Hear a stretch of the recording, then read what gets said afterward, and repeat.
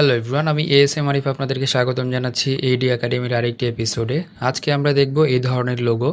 তো এই লোগোগুলো আসলে মিনিমাল টাইপের লোগো, বাট এখানে অনেক এলিমেন্ট আছে। গোল্ডেন রেশিও মেনটেন করা হয়েছে, শ্যাডো ইউজ করা হয়েছে, গ্রেডিয়েন্ট ইউজ করা হয়েছে। সো এখান থেকে অনেক কিছু আপনারা শিখতে পারবেন। চলুন শুরু করি আজকের টিউটোরিয়াল। আপনি যদি চ্যানেলে নতুন হন তাহলে অবশ্যই চ্যানেলটি সাবস্ক্রাইব করে বেল আইকনটি প্রেস করে রাখুন। প্রথমে ফাইলে চলে যাচ্ছি, ফাইল থেকে নিউয়ে চলে যাচ্ছি। নিউয়ে যাওয়ার পরে যথারীতি একটি আর্টবোর্ড নিয়ে নিব 2000 পিক্সেল বাই 2000 পিক্সেল। তো আমি এটার নাম দিয়েছি হচ্ছে ওয়েব লোগো বা W logo.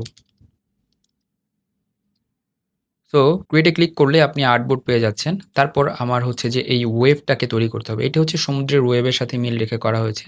Golden ratio maintain করে এটি বানানো হয়েছে। তো গোল্ডেন রেশিও জিনিসটা নিয়ে আমার আরেকটি বিস্তারিত ক্লাস আছে। সেইটি দেখার জন্য দেখবেন এই কর্নারে একটি আইকন বার বা নোটিফিকেশন বার চলে এসেছে। এখানে উপরের দিকে ডান কর্নারে পেয়ে যাবেন।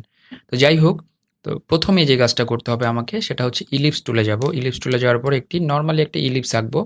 তো অল্টার অপশন প্রেস করে ইলিপসটি আঁকলে আপনার রেশিও মেনটেন করে সিমেট্রিক একটি সার্কেল হয়ে যাবে। তারপরে আমি হচ্ছে এখান থেকে ফিল কালার অফ করে রাখবো এবং এটা পুরোপুরি মাঝ বরাবর বসাবো। সেটার জন্য আমাকে এখান থেকে অ্যালাইনমেন্টে অ্যালাইন টু আর্টবোর্ড করে নিতে হবে এবং মাঝ বরাবর চলে আসবে।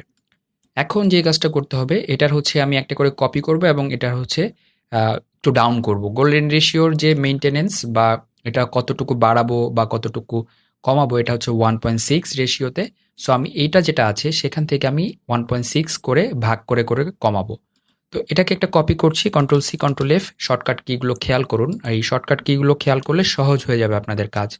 1.6 দিয়ে ভাগ করে দিচ্ছি, দিলে একটা ভ্যালু আসবে। ওকে ফাইন, ছোট একটি সার্কেল পেয়ে গেলাম। এখন এটাকে কন্ট্রোল সি কন্ট্রোল এফ, মানে কন্ট্রোল সিতে কপি, কন্ট্রোল এফ এ হচ্ছে ফরওয়ার্ড পেস্ট, এবং এখানে আমি হচ্ছে ভাগ করে এটাকে 1.6 করে নেব। ওকে, আরেকটি আমরা পেয়ে গেলাম। এখন চাইলে আপনি আরেকটা করতে পারেন। তো আরেকটা করার জন্য কন্ট্রোল সি কন্ট্রোল এফ এবং এটাকে আপনার ঠিক সেই 1.6 দিয়ে হাইট এবং ওয়েটের যেটা আমি ডিভাইডেড বাই 1.6 করে দিচ্ছি। তাহলে আমরা আরেকটি সার্কেল পেয়ে যাচ্ছি।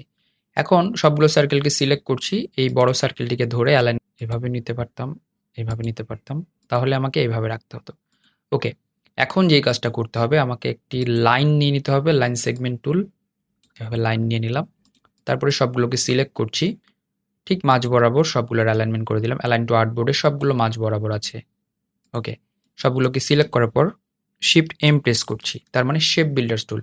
শেপ বিল্ডার্স টুল নিয়ে আমার বিস্তারিত ভিডিও দেখতে চাইলে এই যে ইনফো বারে ডান পাশে উপরে কর্নারে চলে এসেছে এতক্ষণে, সেখান থেকে দেখে নেবেন। আমি বিভিন্ন কালার দিয়ে আমি এখন তাহলে একটু ফিল আপ করি। আমি স্ট্রোক অফ করে রাখছি, একটা কালার দিচ্ছি। যেমন প্রথম কালারটা দিব হচ্ছে এরকম। সো এখানে একটি কালার দিচ্ছি, তার পরের কালারটা দিব হচ্ছে আপনার এরকম। তাহলে আমার মানে মেইনটেইন হবে যে আমি কোনটাতে কোন কালার দিচ্ছি। এটা হচ্ছে এই কালার দিলাম। এখন বাকিগুলো আমার লাগছে না, সবগুলোকে সিলেক্ট করছি, এই কয়টা। তো 3টাকে আমার সিলেক্ট করতে হবে শিফট প্রেস করে, আর বাকিগুলো ডিলিট করে দিচ্ছি। ওকে ফাইন, এটাকে নিয়ে এখন আমি কাজ করব। তো এটাকে নিয়ে কাজ করার মধ্যে সবগুলোকে সিলেক্ট করে স্ট্রোক অফ করে দিতে হবে। আর গ্রেডিয়েন্ট নিয়ে পরে কাজ করছি, আপাতত এরকম কালারই থাকুক। এটাকে সিলেক্ট করছি রাইট প্রেস করে। দেখুন এগুলো আলাদা হয়েছে কিনা একটু দেখে নিতে হবে, আলাদা না হলে আলাদা করে নিন। আনগ্রুপ করতে হবে, রাইট প্রেস করে এ প্রেস করতে হবে। এ প্রেস করার পরে আপনার এই যে দুটি অ্যাঙ্কর পয়েন্ট চলে আসবে, ডট। এই ডটগুলো যদি না আসে সেই ক্ষেত্রে আপনাকে করতে হবে ক্রিয়েটিভ ক্লাউডের ক্ষেত্রে দেখবেন যে এখানে হাইড কর্নার বা শো কর্নার ওয়েজেস, এই অংশটা যাতে অন থাকে। এটি অন না থাকলে আপনার এই ডট দুটো আসবে না। আর CS6 যদি হন ইউজার, সেই ক্ষেত্রে আপনাকে স্টাইলেজে যেতে হবে, সেখান থেকে রাউন্ড কর্নার্স হয়ে যাবে, সেখান থেকে আপনি কর্নারগুলো রাউন্ড করতে পারবেন। তো যাই হোক, আমার যেহেতু ক্রিয়েটিভ ক্লাউড 2020 ইউজ করছি, দেখুন উপরে ছোট করে লেখা আছে অ্যাডোবি ইলাস্ট্রেটর 2020। সো এখান থেকেও কিন্তু আমি না বললেও আপনারা দেখে নিতে পারবেন যে আমি কোন ভার্সনটা ইউজ করছি। তারপরে এ প্রেস করে আমি এই দুটোকে ধরলাম, শিফট প্রেস করে ধরছি এবং এটাকে রাউন্ড করে দিলাম। সেমভাবে বাকিগুলোকে রাউন্ড করে দিচ্ছি, এ প্রেস করে ডিরেক্ট সিলেকশন টুল এবং এখান থেকে এইভাবে করে দিলাম। তাহলে আমার ওয়েভ ফর্ম চলে আসলো। এটাকে আমি একটা গ্রুপ করে রাখবো, পরে আনগ্রুপ করবো এটাকে, কারণ এটা নিয়েই আমার যত সব কাজ। সো এটাকে ঠিক মাঝ বরাবর আমি যদি বসাই, তারপরে যে কাজটা করতে হবে, আমাকে একটা রেক্ট্যাঙ্গেল নিতে হবে। তো রেক্ট্যাঙ্গেলটা আমি ঠিক এরকম নিলাম, একদম শেষে পাঠালাম। রেক্ট্যাঙ্গেলটা আমি একটু অ্যাশের দিকে দিচ্ছি এবং রেক্ট্যাঙ্গেলটা ঠিক মাঝ বরাবর অ্যালাইনমেন্টে বসালাম। এখন এটাকে একটু রাউন্ড করে দিচ্ছি। রাউন্ড কর্নারের কথাটা কিছুক্ষণ আগে বলেছি, সো সেইটা ফলো করুন। তার মানে যেটা বলেছিলাম সেটা হচ্ছে ভিউয়ে গিয়ে দেখবেন এখানে হাইড কর্নার ওয়েজেস বা শো কর্নার ওয়েজেসটা অন করে নেবেন। এবং যদি আপনি সিএস ভার্সন ইউজ করে থাকেন, ইফেক্টসে গিয়ে স্টাইলাইজ এবং হচ্ছে রাউন্ড কর্নার্স করলে আপনি 100 পিটি করে দেখেন কতটুকু পিক্সেল আপনি রাউন্ড করতে চান, সেই হিসাবে এটি রাউন্ড হবে। দেখুন এখানে কিন্তু রাউন্ড হচ্ছে। ওকে করে দিলাম। ওকে ফাইন, এটুকু রাউন্ড আমার হয়ে গিয়েছে। এখন এটাকে একটু ছোট করে নিতে হবে আমার। Okay nice. এখন সবগুলোকে সিলেক্ট করে মাঝ বরাবর বসালাম। এখন এইটাকে আমি সবগুলো কালারগুলো পরে দিব। এখন আমার শ্যাডো বানানো লাগবে। তো শ্যাডো বানানোর জন্য আমাকে ঠিক সেন্টার পয়েন্টে এটা বসালাম। বসানোর পর আমাকে Ctrl+C Ctrl+F দুটা কপি এবং দুটা পেস্ট করতে হবে এবং Ctrl+C Ctrl+F। এখন যেটি হচ্ছে যে এখান থেকে এটাকে আমি একটা কপি করব। এই কপিটাকে নিয়ে ঠিক শিফট প্রেস করে এই বরাবর নিয়ে আসব।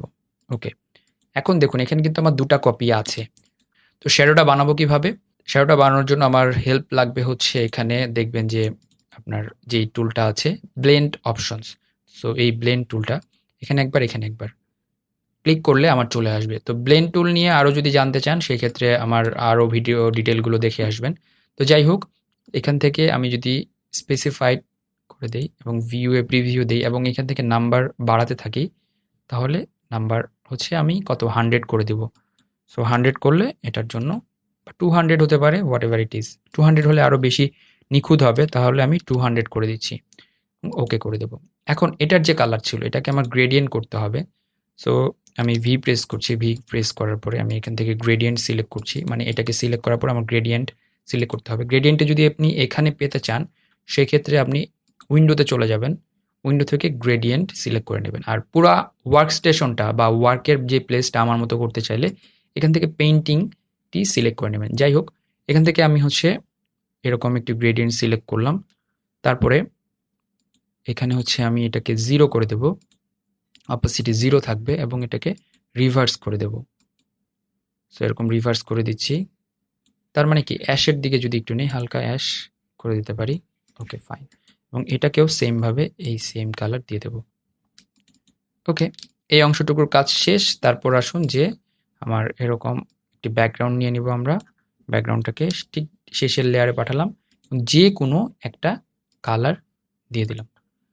ওকে ফাইন, এখন আসুন এই কালারগুলো আমি আপনাদের জন্য রেখেছি, এই কালারগুলো আপনাদেরকে আমি দিয়ে দেব। সো এখন একটা একটা করে কালার বসানোর পালা। ব্যাকগ্রাউন্ডে কী কালার দেবো? ব্যাকগ্রাউন্ডটি সিলেক্ট করছি, আই প্রেস করে এই কালারটি নিচ্ছি, জি প্রেস করে এটার গ্রেডিয়েন্ট সিলেকশন এবং সব কিছু ম্যাচ করে নিচ্ছি ঠিক এভাবে। ওকে ফাইন, এখন এই যে শ্যাডো যেটা ছিল, শ্যাডোর হচ্ছে গ্রেডিয়েন্ট যেটা ছিল সেটা হচ্ছে এই যে এখান থেকে আমি সিলেক্ট করে দিচ্ছি। এই ধরনের গ্রেডিয়েন্টের শ্যাডো ছিল এবং ঠিক এখানেও সেম গ্রেডিয়েন্টের শ্যাডো ছিল। ওকে ফাইন, এখন যে কাজটা করতে হবে আমাকে দুটিকে সিলেক্ট করে এখান থেকে দেখবেন যে নর্মাল না, এটাকে স্ক্রিন মোডে দিতে হবে অথবা মাল্টিপ্লাই মোডে দিতে হবে। সো মাল্টিপ্লাই মোডে দিতে পারেন, মাল্টিপ্লাই মোডে দিলে এরকম হবে। সো এটার যে ব্যান্ডগুলো থেকে গিয়েছে, এই ব্যান্ডগুলো যদি রিমুভ করতে চান তাহলে আপনাকে অবজেক্টে গিয়ে এক্সপান্ড অ্যাপিয়ারেন্সেস করে নিতে হবে, তাহলেই কিন্তু আপনার এই ব্যান্ডগুলো চলে যাবে। সো একটা কাজ করতে পারেন, এটাকে একটু ব্লার করে দিতে পারেন। তাহলে সেই কাজটা করব কিভাবে? এফেক্টসে যাব, সেখান থেকে ব্লারে গিয়ে গৌজিয়ান ব্লারে চলে যাব, একটু প্রিভিউ মোডে যাব এবং এই শ্যাডোটাকে পারফেক্ট করার জন্য একটু আমরা ব্লার করে দিব। ওকে, এখন কিন্তু ওই যে প্রমিনেন্ট যে ব্যান্ডগুলো ছিল সেই ব্যান্ডগুলো কিন্তু দেখা যাচ্ছে না, এবং এটাকে একটু সরিয়ে আনতে পারি, তাহলে এরকম হবে। ওকে, এখন যে কাজটা করতে হবে সেটা হচ্ছে যে অ্যাশ কালার তো এটাতে দিয়ে ফেলেছি আমরা, এখান থেকে অ্যাশ নিয়ে নিলাম। আর এটার যে গ্রেডিয়েন্ট আছে এগুলোকে সিলেক্ট করছি, সবগুলো আই প্রেস করে এখান থেকে গ্রেডিয়েন্ট নিচ্ছি এবং গ্রেডিয়েন্ট সিলেকশনে গিয়ে এটাকে জাস্ট রোটেট করে দিলাম এবং আমরা এখন এটাকে ঠিক করে ফেলবো। ঠিক এইভাবে ঠিক করলাম এবং যে কাজটা করতে হবে একটা একটা করে ঠিকঠাক করতে হবে। এটা ঠিক থাকছে এবং এটা জি প্রেস করে অল্প একটু চেঞ্জেস করে দেব। মানে এটাকে যদি একটু আমি নিচের দিকে নামিয়ে দেই বা এটাকে একটু যদি নিচের দিকে এভাবে দিয়ে দেই, তাহলে কিন্তু এটার একটা পার্থক্য তৈরি হয়ে যাবে। সো দেখতেই পাচ্ছেন যে পার্থক্যটা তৈরি করছি, অল্প সীমিত একটা পার্থক্য তৈরি করতে হবে যাতে করে একটা থেকে আলাদা অল্প একটু চেঞ্জেস বোঝা যায় এবং এই চেঞ্জেসটা যাতে একটা প্রমিনেন্ট ওয়েতে ফুটে ওঠে। আর এটাকে যদি আরেকটু রাউন্ড করতে চান সেই ক্ষেত্রে আগেই আপনাকে রাউন্ড করে ফেলতে হবে। আর পরে যদি রাউন্ড করতে চান সেই ক্ষেত্রে আপনার কিন্তু এই যে শ্যাডো নষ্ট হয়ে যাবে। সো কতটুকু রাউন্ড করবেন সেটা আগেই আপনাকে বিচার বিবেচনা করে ফেলতে হবে এবং ঠিক এইভাবে আপনি বানিয়ে ফেলতে পারবেন এই ধরনের আইকনিক লোগো। তো যেটা কিনা অনেক মিনিংফুল, যেটা কিনা অনেক কিছু মিন করে এবং সেই সাথে ক্রিয়েটিভ। তো এই ছিল আজকের টিউটোরিয়াল। আশা করছি এখান থেকে অনেক কিছু শিখতে পেরেছেন। তো অবশ্যই কমেন্টে জানান। সবার সুস্থতা কামনা করে আমি আজকের মতো ASMR AD একাডেমি থেকে বিদায় নিচ্ছি। আল্লাহ হাফেজ।